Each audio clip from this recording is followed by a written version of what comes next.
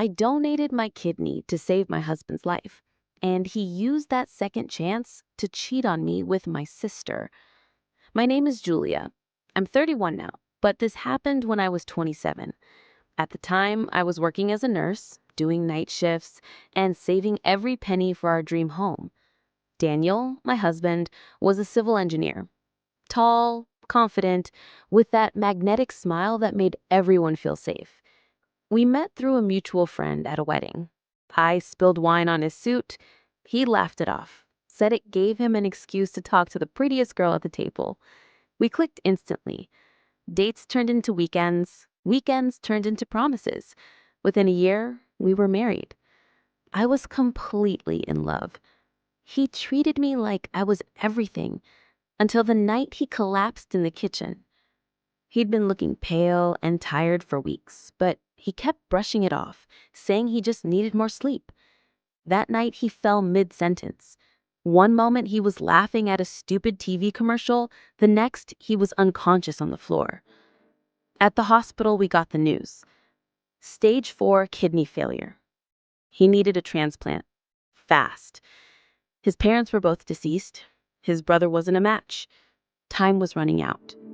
So I got tested. When they said I was a compatible match, I didn't even hesitate. I barely blinked. I just said, "When can we do it?" Everyone around me warned me to be careful. "You're young," they said. "What if something happens later?" But I couldn't think like that. How could I live with myself knowing I could save him and didn't? We went through the surgery. It was painful. The recovery was slow. But I kept telling myself, it's worth it. I saved the man I love. He cried in that hospital bed, told me I was his angel, his second chance. I believed him. But a few months after he recovered, something shifted. He stopped being affectionate. He started working late, or at least that's what he told me. He'd get annoyed over the smallest things, forget anniversaries, stop checking in when I worked night shifts. I tried to talk to him about it, but he kept saying I was being dramatic. "Not everything's about you, Julia," he snapped one night. I started questioning myself. Was I being too needy, too emotional? Then things got weirder. My sister, Lena, who used to be distant and awkward around Daniel, suddenly started visiting more.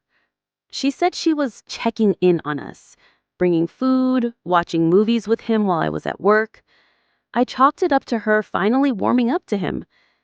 Until the night I came home early from a shift and walked in on them, together, in our bed, laughing.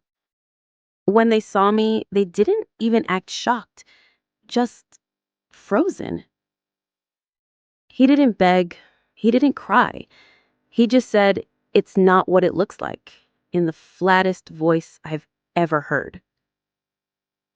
Lena, my own sister, looked me dead in the eyes and said, "We didn't mean for it to happen. It just did." I felt like I was falling, like my body couldn't hold itself up. I walked out that night with just my car keys and phone. I didn't even take my shoes. I just drove. The betrayal hit me in layers. Not just the cheating, but the organ. I gave him a part of me.